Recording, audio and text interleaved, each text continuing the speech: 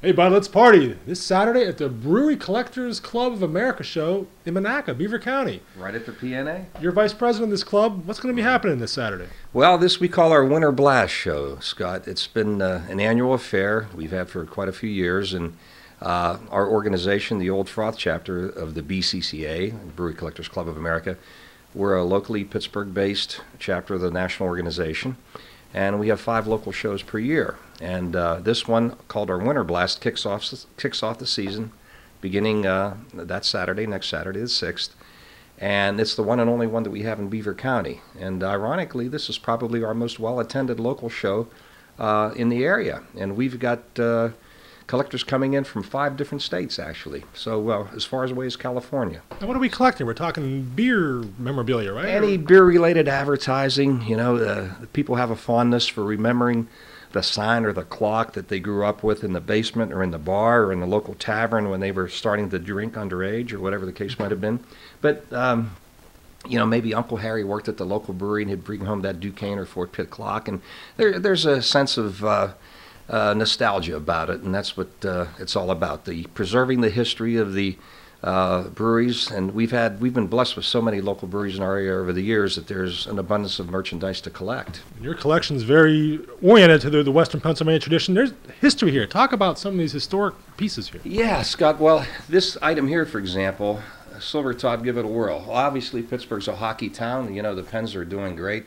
And believe it or not, this is what the old-time hockey players looked like in 1909. This happens to be a trolley sign of a professional hockey player of the day, and the trolley sign advertised the beer, which was Silver Top, which was then a part of the Independent Brewing Company of Pittsburgh. This was before Prohibition. Of course, beer was prohibited for legal sales between 1919 and 1933.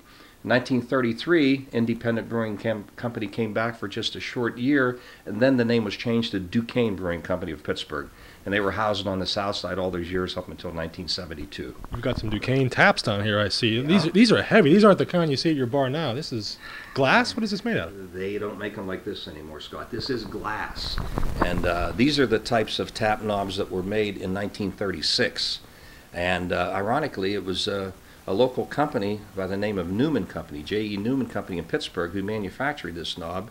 As a result, the majority of the tap knobs that they produced were from our local breweries, like the Duquesne piece. You have the Iron City, also from 1936. And What's this, Rooney's? Is that... Rooney's? Yeah, there's a nice story behind this. Everybody will recognize that name, much to maybe a little of their dismay. The Rooney family tries to divorce themselves from the brewery business, but they got their roots there because the Art Rooney family started this brewery in Braddock, Pennsylvania. Actually, there was a brewery called the General Braddock Brewing Company from 1934 to 1938, and they produced the Rooney's beer. So it's a highly collectible item because it was just in existence for 4 years. You got clocks. This is a very interesting sign you were talking about earlier. Yeah, this Stoney's piece, you know, the Jones Brewing Company out in Smithton, Pennsylvania, about an hour south of Pittsburgh, off of Route 51, Smithton, PA.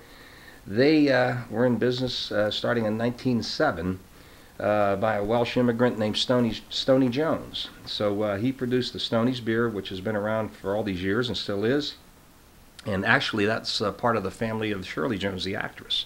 So the last president, the late Bill Jones III, was Shirley Jones' first cousin. But be that as it may, in 1935, they tried to embrace themselves with the ethnic community, and as a result of that, they put out this Stoney's Beer little neon sign here in 1935. If you could see the inscription on the bottom, there's a little Polish inscription there which says Na zdrowia, which I'm aware of that from my background. That means to your health. Ironically, we're going to have our show at the Polish National Alliance, PNA Club, this week at the PNA Club in Monaca. So the brewery embraced themselves with the working class, blue-collar ethnic community, and they were very well received as a result of that. Now, this show again in Monaca, anyone's invited. It's open to the public, Scott, and we just have a good time. It'll be Saturday morning, February 6th, from 9 a.m. until 2 p.m. For a $3 admission. We're going to have, as I said, 40 or 50 tables worth of merchandise on sale for buy, sell, and trade. Anybody can come in. Kids are free.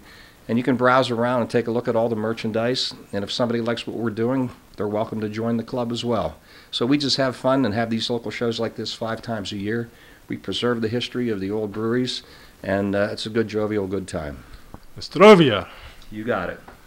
Hey, thanks for checking us out on the Saturday show. On behalf of Bud, I'm Scott. See you there Saturday.